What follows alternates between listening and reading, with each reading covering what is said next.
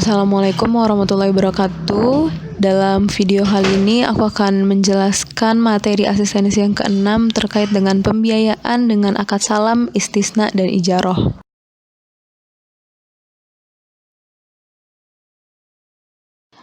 Bai asalam adalah akad jual beli suatu barang yang barangnya itu belum ada ketika akad terjadi, akan tetapi akan dikirimkan di waktu yang telah ditentukan di masa yang akan datang. Akan tetapi pembayarannya itu lunas dibayarkan pada saat akad terjadi, sehingga keyword untuk bai asalam adalah harga barang yang sudah dibayarkan lunas di akad, tetapi barangnya itu akan dikirimkan di kemudian hari. Nah, kenapa hal ini dibolehkan? Hal ini dibolehkan oleh Nabi Muhammad SAW untuk beberapa kondisi, yaitu seperti untuk memenuhi kebutuhan petani kecil yang membutuhkan uang untuk bercocok tanam dan memberi makan keluarganya hingga panen. Jadi karena adanya larangan riba, mereka itu nggak bisa mengambil pinjaman riba. Oleh karena itu diperbolehkan bagi mereka untuk menjual hasil pertanian terlebih dahulu meskipun barangnya belum ada, tetapi uangnya sudah bisa mereka dapatkan untuk modal mereka menanam. Dan berikut adalah beberapa praktik dan juga kasus penggunaan pembiayaan akad salam di beberapa perbankan syariah di beberapa negara.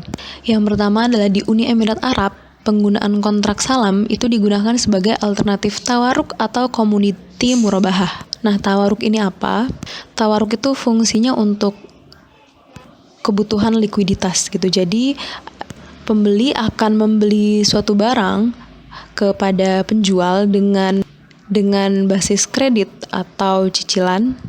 Akan tetapi pembeli ini setelah mendapatkan barangnya akan menjual kembali barang tersebut kepada pihak ketiga dengan cara spot basis atau lunas, dibayar tunai saat akad terjadi. Nah, akan tetapi hal terkait dengan kebutuhan likuiditas ini digunakan di dalam kontrak salam ini di Uni Emirat Arab untuk memenuhi kebutuhan pembiayaan pribadi nasabah. Sedangkan kita harus berhati-hati. Kita harus menjaga bahwa salam itu tidak boleh digunakan untuk pembiayaan pribadi atau tunai. Alternatif yang diizinkan justru adalah untuk menggunakan akad qard. Sedangkan di Sudan, akad salam itu digunakan untuk pembiayaan barang-barang pertanian. Sedangkan di Pakistan, model salam itu untuk pengiriman barang, ada yang untuk pengiriman barang atau pembiayaan salam berbasis mata uang, dan juga salam untuk membiayai produksi pertanian atau tanaman, sama seperti yang di Sudan. Aplikasi pembiayaan bai asalam di perbankan syariah Indonesia juga merupakan salah satu akad jual beli yang layaknya murabahah. Perbedaan mendasarnya hanya terletak pada pembayaran yang tunai saat akad terjadi serta penyerahan objek yang diperjualbelikan yang ditangguhkan di waktu yang telah ditentukan saat akad terjadi. Kita juga mengenal salah satu jenis salam, yaitu adalah salam paralel, di mana bank dapat memberikan pembiayaan kepada nasabah debitur yang membutuhkan modal guna menjalankan usahanya. Kemudian bank dapat memperoleh hasil dari usaha tersebut dan menjualnya kepada yang berkepentingan. Dan inilah definisi dari salam paralel tadi. Dan biasanya kontrak salam ini terjadi pada jangka waktu yang relatif pendek karena barang yang dibeli oleh bank itu berupa padi, jagung, dan cabai yang tidak diniatkan untuk disimpan dalam waktu yang lama, biasanya 3 bulan sampai 6 bulan saja. Dan target pembelinya itu adalah seperti bulog, pedagang pasar induk, dan grosir. Kontrak pembiayaan salam juga memiliki dilema karena adanya perbedaan makna pembiayaan salam yang dipersepsikan oleh bank dengan petani. Salam menurut perbankan syariah berlogika uang atau untuk mendapatkan profit. Tapi sedangkan menurut petani, pembiayaan salam berlogika mekanisme alam, yang mana ditujukan untuk pembiayaan atau modal mereka untuk menanam tanaman hasil panen mereka. Dan di sisi lain, apabila petani tidak bisa menemukan modal untuk berpanen, maka petani dihadapi masalah seperti kekurangan modal, kesulitan memasarkan, dan rendahnya kualitas barang ketika musim hujan, gagal panen, serangan hama penyakit, waktu stok yang relatif sebentar, dan naik turunnya harga, serta lamanya periode produksi mulai tanam hingga panen. Kemudian bank juga memiliki masalah yang muncul dalam operasionalisasi pembiayaan salam. yang ditujukan kepada petani biasanya. Seperti salah satunya tidak ada modal yang dibayar tunai di muka, karena tadi petani memiliki masalah kekurangan modal dan juga adanya resiko hilang modal, karakter tidak baik dari nasabahnya, atau hasil panen dijual ke pihak lain karena adanya kenaikan harga. Karena hal ini, sehingga perlu dibuat model kemitraan usaha yang terintegrasi antara pelaku usaha pertanian dan pihak perbankan syariah, misal dengan subkontrak, dagang umum, atau kerjasama operasional agribisnis, agar makna pembiayaan salam ini bisa tersatukan antara bank perbankan syariah dengan petani. Kemudian kita masuk ke kontrak istisna, di mana kontrak istisna adalah kontrak penjualan barang-barang tertentu yang harus diproduksi atau dibangun terlebih dahulu melalui kewajiban dari pihak pabrikan atau kontraktor untuk mengirimkannya kepada pelanggan setelah selesai. Kontrak istisna menimbulkan kewajiban moral bagi produsen untuk memproduksi barang. Tetapi sebelum ia memulai pekerjaan, salah satu pihak dapat membatalkan kontrak setelah memberikan pemberitahuan kepada pihak lainnya terlebih dahulu. Akan tetapi, apabila pabrikan sudah memulai pekerjaan, kontrak tidak dapat dibatalkan secara sepihak. Kontrak istisna dapat digunakan juga untuk memberikan fasilitas pembiayaan pada transaksi tertentu, khususnya di sektor pembiayaan rumah syariah atau home financing yang memang banyak digunakan seperti di Indonesia dan Malaysia.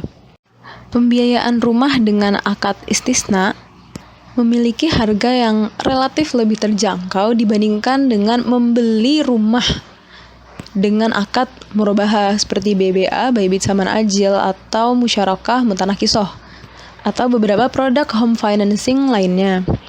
Mengapa? Karena dalam istisna home financing, komisi yang diperuntukkan sebagai pendapatan bagi manufacturer atau seller itu sudah termasuk dalam biaya penawaran yang terjadi pada akad.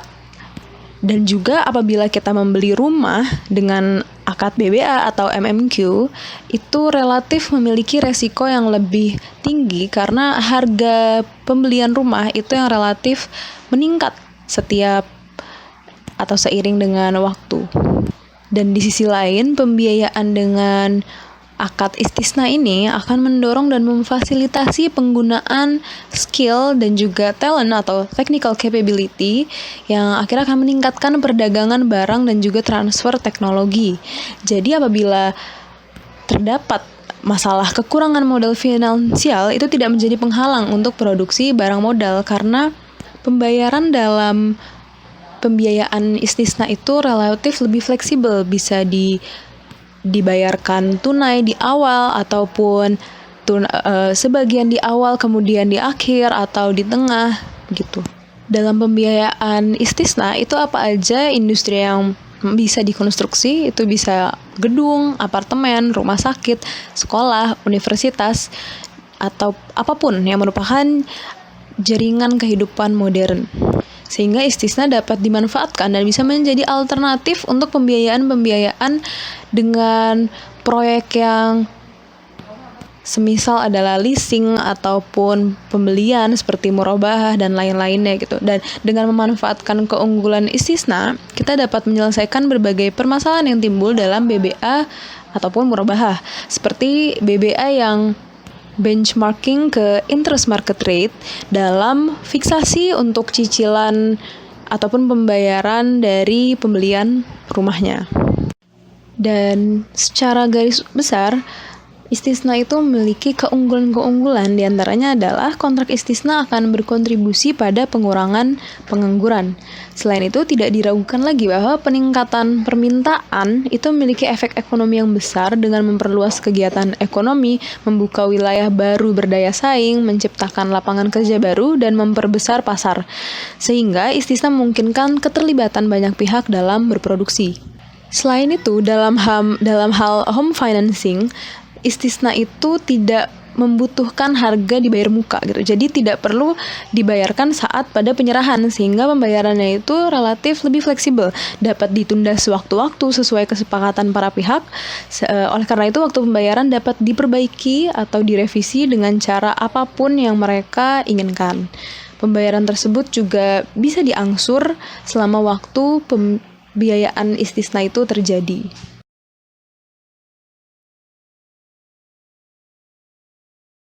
Selanjutnya adalah pembahasan terkait dengan pembiayaan dengan akad ijaroh. Ijaroh adalah akad sewa guna usaha, di mana sebagai instrumen keuangan, lessor memperoleh aset dan menyewakannya kepada penyewa untuk jangka waktu tertentu. Imbalan yang dibayarkan oleh penyewa untuk menikmati hasil dari aset itu disebut dengan ujroh atau pembayaran sewa, yang biasanya dibayarkan bulanan. Akan tetapi, ciri pembeda yang distinktif itu dari ijaroh di Islamic Bank dengan yang di konvensional atau pembiayaan sewa, itu adalah sewa operasinya itu, asetnya itu tetap menjadi milik lessor atau dalam hal ini adalah Islamic Bank atau IB. Penyewa hanya menikmati hasil dari asetnya dan tidak dapat mengklaim kepemilikan aset. Oleh karena itu, lessor juga bertanggung jawab untuk menjaga kesesuaian aset sehingga lessee dapat menikmati hasil yang sama. Tapi beban yang terkait dengan penggunaan normal aset itu ditanggung oleh penyewa.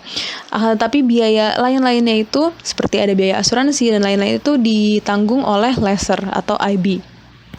Dan juga di dalam akad ijaroh itu tidak dapat diputus kontraknya secara sepihak.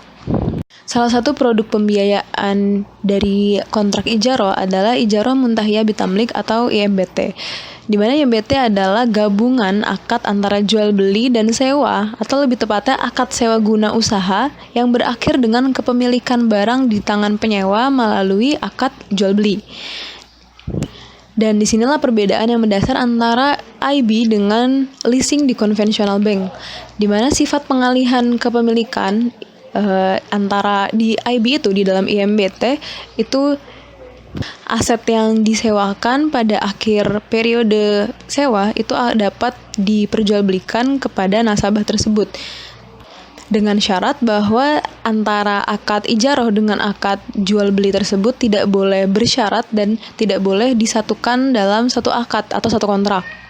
Sedangkan di dalam konvensional bank, biasanya setelah akhir masa sewa, barang akan dikembalikan lagi kepada lessor atau konvensional banknya. Nah, di dalam IMBT, biasanya angsuran bulanannya itu akan lebih tinggi daripada harga sewa yang dibayar di bawah kontrak ijaroh biasa atau sewa operasi, operating lease. Karena harga yang dibayarkan itu ada ditambah dengan harga cicilan pembelian dari aset yang pada akhir periode nanti akan dibeli oleh nasabah. Jadi total yang biaya yang harus dibayarkan oleh nasabah atau yang menyewa di setiap bulannya adalah bagian cicilan dari pembelian aset tersebut ditambah dengan biaya sewa setiap bulannya. Produk kedua di bawah akad ijaroh adalah al-ijaroh tsumma al-bai' atau aitab. Dan aitab adalah kontrak sewa dengan kewajiban dari pihak penyewa untuk membeli aset pada akhir jatuh tempo. Dan apa yang membedakan antara al-ijaroh tsumma al-bai' dengan ijaroh muntahiyah bitamlik? Yang membedakan adalah di IMBT, penjualan atau transfer kepemilikan dari lessor kepada penyewa itu adalah opsional, yang mana tidak mengikat di antara dari penyewa dengan lessernya. Tetapi di al-ijaroh tsumma al-bai' di sini adanya bentuk kewajiban dan perjanjian di awal untuk membeli atau menjual aset yang disewakan pada akhir periode sewa.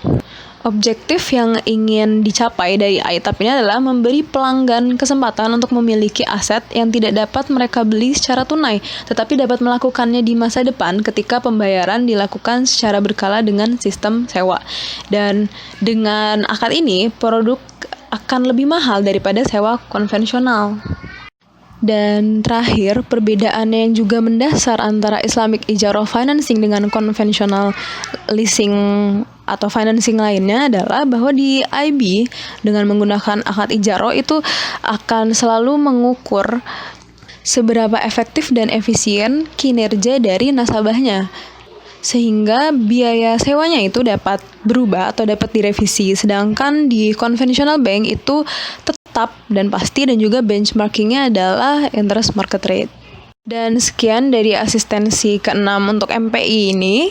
sekaligus sebagai asistensi terakhir sebelum UTS. Semoga UTS kalian lancar dan wassalamualaikum warahmatullahi wabarakatuh.